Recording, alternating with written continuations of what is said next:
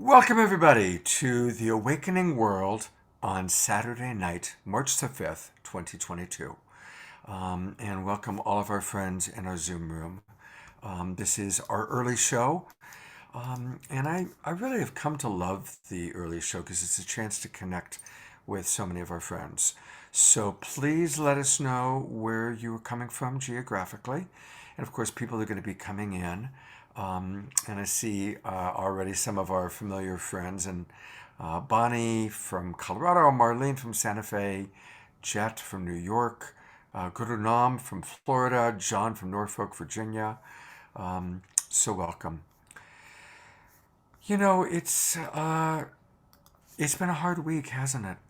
I mean, with the world at war, and a war that's so in our face, and so we're so in awareness of. And so I it's interesting that tonight's topic is also a difficult topic. About 2 months ago, I was in meditation, and I was kind of reflecting on what are some of the themes that I want to tackle with the awakening world. And literally, what came into my consciousness was, as a white person, how do I really know what the heck social justice means? Obviously, I want social justice, I want racial justice, but I don't really even know what that genuinely looks like outside of a privileged white male perspective. And so that's when I realized I wanted to do the show that we're doing this weekend. And I'm so grateful that every person that I respect that I said, can you participate in this show, said yes. And so we've got really some of the people that I have the greatest respect for joining us as presenters this weekend. And of course, one of the things that's wonderful about the awakening world is that we have all weekend to explore a topic as significant as this. And it was interesting, last night's Friday night show, and I know a lot of you were with us last night, but for those of you that weren't with us, it became aware, even after 2 hours of dynamic conversation, that we're just scratching the surface. And there's so many different directions that we can go in this very important topic, this very important theme. When I realized I wanted to do this, I asked Dr. Sharif Abdullah if he would be my co-host for the weekend. And to my absolute joy, he said yes. So I'm going to bring him on. And one of the things that I've learned about Sharif is that Sharif has a very big overview. Um, uh, he sees things from the big picture. And so, Sharif, we're going to invite a few of our other friends to join us for this early show, but I wanted to bring you on first as my co host, as my co pilot for the weekend, and invite you to share whatever you'd like to start with tonight as a starting point. Well, number one, thank you. Number two, thank you again. So thank you for Friday. Thank you for Saturday. Number three, thank you in advance for tomorrow. Okay, so cover all of our bases here. It's interesting you call me a co-pilot, because the most important thing that we need to be thinking about is, where are we going? We can pilot around all we want to until we run out of gas, but the question is, as a person, as a society, as a species on this planet, where are we going? There are conversations that we can have that will lead us to places where I don't want to go to. I said this to someone during the demonstrations about regarding the George Floyd murder. And I said to him, yeah, I'm as upset as you are, but where you want to take us is not a place I want to go to. And so our challenge, I believe our challenge is, how do we develop the tools to go to see clearly? I've got these things on my desk called glasses. And when I put them on, I can see clearer than when I'm just sitting here naked face. And so the challenge is can we truly see the problem? And this problem's been with us for half a century, for the 300 plus years of our existence as a country. It's been with us for the hundreds of years that we've had the disorientation of our humanity through colonialism and other isms. It's been with us for the past 10,000 years. And we have the opportunity right now, if we characterize the issue correctly, to see the big picture, as you say, and to see us go through a very, very big transformation. And all of us are the leaders of that transformation. This is the stuff that gets me out of bed in the morning. So again, thank you for inviting me. I had muted myself. I'm going to start bringing on some of our presenters, and I'm going to bring on Ivy Hilton. And Ivy, by the way, this is our early Zoom room show. This is our family. This is the people that come pretty much every week. And Ivy has set a record. In the 2 years that I've been doing a show every Saturday night, I've never had a guest on 3 nights in a row. But she was perfect for the show 2 weeks ago, and she was really perfect for the show last week. And then I discovered that she has a long background in social and racial justice. And I said, well, can you come on again? And God bless her, she's been with us 3 weeks in a row. So welcome again, Ivy. Thank you for being with us. Thank you. I'm enjoying this family. It's a beautiful family, isn't it? It's a Oh, family. yes. It's a growing family. It is. It is. So we've heard your beautiful music, and we're going to hear a little bit later tonight, but this is a moment where I'd love to have you share with our family about the work you've been doing that we haven't heard about yet. Well, I thank you for giving me this opportunity. And excuse me, I was thinking about, social justice in my work in social justice and restorative justice, and how they both connect with one another. When I think about social justice and I think about fairness and equity, what system that we have in our society that unfortunately does not represent fairness and equity many times is in our justice, criminal and juvenile justice systems. So as I thought about what you might want to hear and what listeners might want to hear, is that I want to talk more about the social justice that many of us don't even think about. And that is the harm that takes place on both sides of crime, both sides of wrongdoing, both sides of having an experience of inequity. That there is harm on both sides. And this really brought my attention when we started listening to the beginning process of Ketanji Brown and some of the statements that are being said right now in certain medias where they want to know her LSAT scores. Well, they don't ever ask anybody about that, but that comes from the whole concept of racial inequity and white supremacy, that they probably didn't think one bit about asking for that, never really saw the connection between, the inequity of that. And it's so interesting because she's going to be in there leading our justice system, one of the leaders. We are praying that happens, but that is pure evidence why, as a nation, we have to begin to think and create a new consciousness, a new awareness. Social justice being about, equity and justice and fairness. It just brings me right to the space of restorative justice that is really about holding people accountable, repairing harm when harm is done, being willing to have that conversation, no matter how difficult or how hard it is.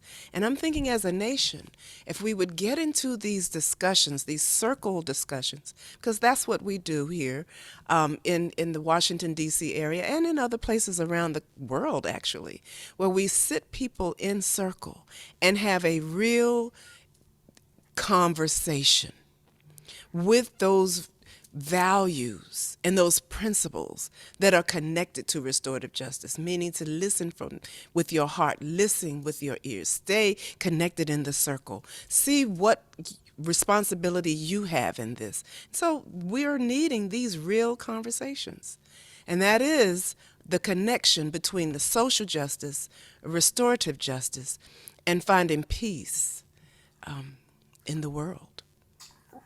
What a beautiful opening comment. Thank you. And Scott, so, could I chime in here for a second? Because Ivy absolutely. just raised an issue for me.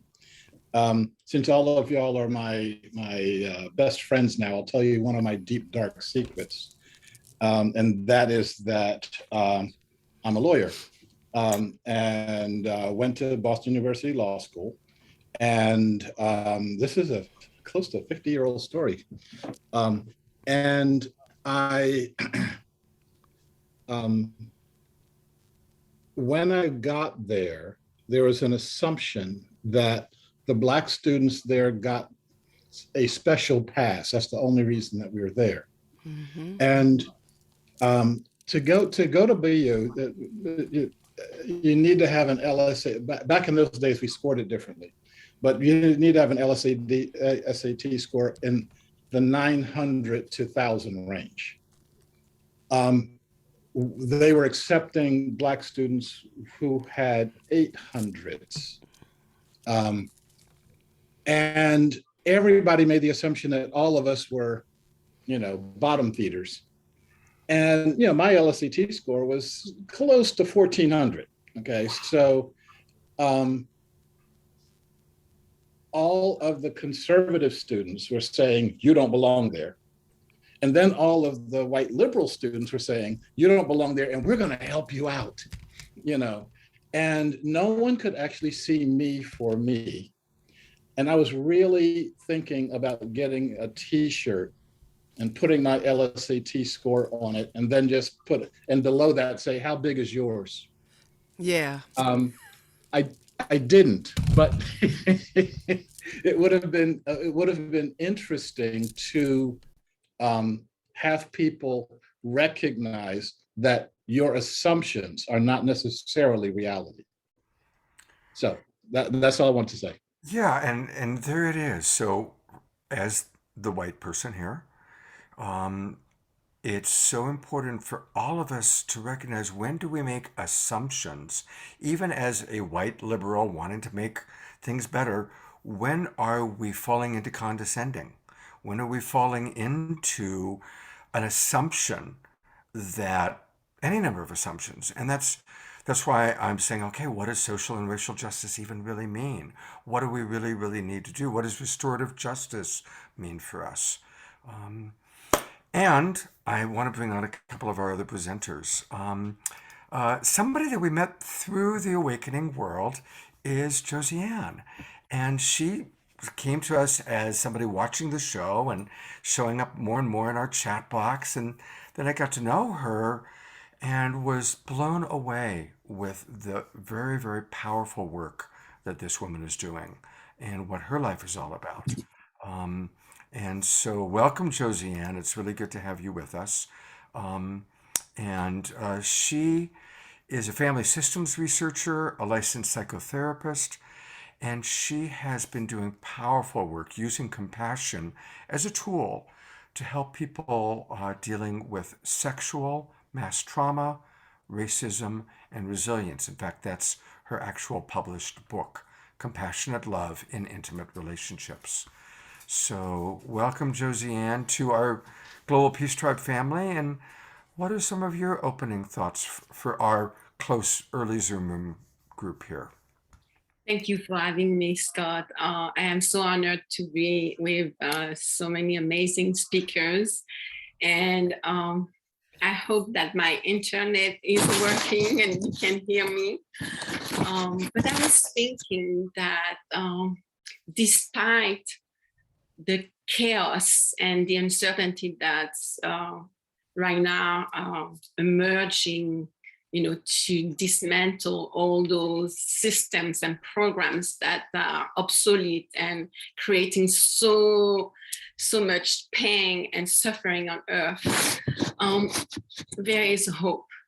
And I belong to one of many groups, organizations, but one of them is for the... Josiane, I'm only coming in for a moment. There's something scraping against your microphone. Oh, So really? whatever your microphone is, there's something that scrapes against it. So you just have to be careful Okay. about that sound. Is it better? Yeah, it's perfect now. And your voice is beautiful and we can hear you beautifully and the internet's good. Just Okay. be careful not to scrape with the microphone. Okay, very good. I'll make sure of that. Maybe my paper, my cheat sheet here. Yeah, so I was about to say that there is a bill right now, the HR 40. I don't know if you guys have heard it. It's House Representative 40. It's to study and develop the reparation task force for reparation for African Americans from slavery. And it was, it came out from Congress Democrat John Conyers in 1989. And right now, there are more than 350 organizations, not only based with African Americans, but Japanese Americans, Jewish Americans, people from all over the nation are reassembling, getting together to really make some substantial changes.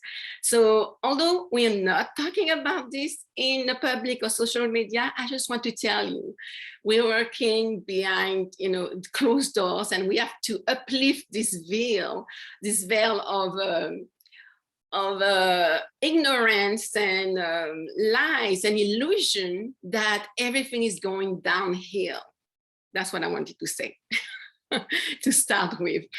Yeah, thank you. Thank you very much for being with us. And we have such an incredible array of remarkable people that have agreed to be with us. And I'm going to now bring up Dr. Brenda Wade. And she's also someone I've gotten to know over the past 2 years through her appearances on our shows. And I'll do the big formal introduction of each of you later on in the main show.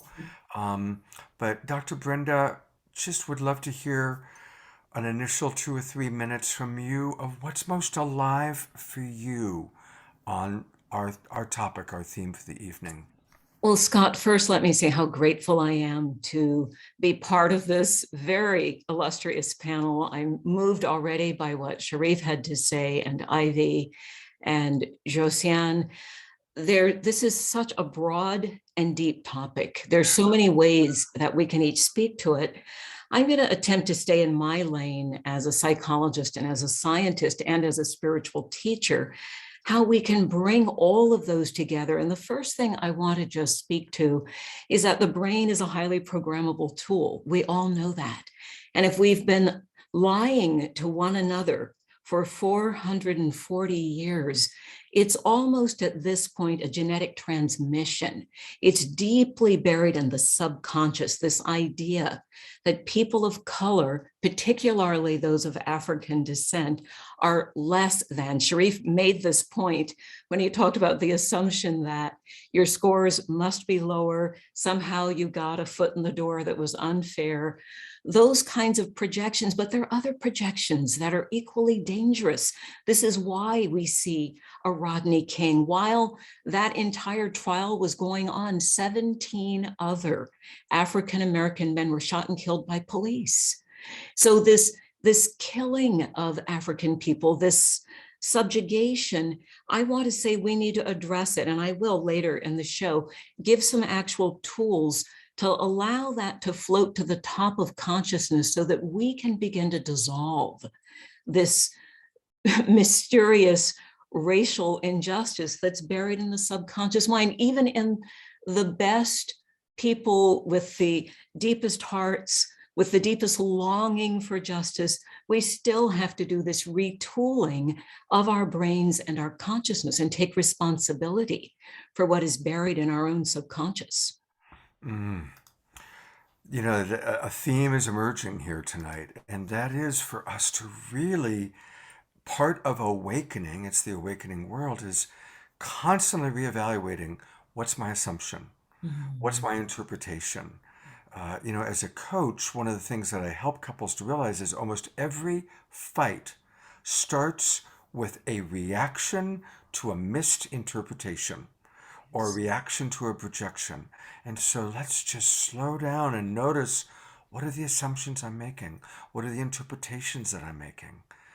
You know, maybe I think many of us believe that part of the reason for the pandemic was just for us to all slow down and reevaluate. So, Dr. Brenda, I'm so grateful to have you with us and looking forward to much more later tonight. I want to bring on, we've got 8 minutes before we go live, and I want to bring on two more people. Antoinette, who is just become one of my favorite human beings. I love you, Antoinette, and it's so good to have you with us. Of course, many of you have seen Antoinette on the shows, including last night. Antoinette, what in 2 or 3 minutes do you want to share as an opening thought? What's alive for you, even based on the conversation that's already happened here? Well, I just wanted to just chime in. And when we do talk about racial justice, one of the things that I've noticed is that a lot of the trials that have finally been coming to pass, and I'll be speaking about that too, because it has to do with the Jane campaign, is that I see a lot of people say, finally, we have some justice. And I hear people say, we have justice, or let them burn, or, you know, throw away the key, or the death penalty, or make them suffer, or just all this kind of animosity, you know, towards the perpetrators, is something that I don't think that sometimes I wonder, and I see it coming from white people a lot too. And I sit there and I wonder why, like, it's like we want to have justice, but we don't necessarily celebrate the demise of somebody else, you know. And I think that's kind of important when we do see like some certain victories, like with the Ahmaud Arbery case, and there's other cases that are happening or going on. But to be mindful that I don't get pleasure by someone getting the death penalty or getting life in prison. You know, I do want justice. I think for me, justice is not that, you know, that like finally they're getting punished. It's just that to the treatment from the beginning, you know, it's from the beginning. I think we should address how people are being treated from the beginning, why the inequalities, and then why we don't have to sit there and say, finally, we got some justice. You know, we shouldn't have to sit there and get justice for Trayvon, for Aubrey, for Sandra, for all the many, many, many, many names out there. You know, I think justice would be that we don't have to keep calling out for their names, that we actually got the equity and the equality that we are seeking from the get-go.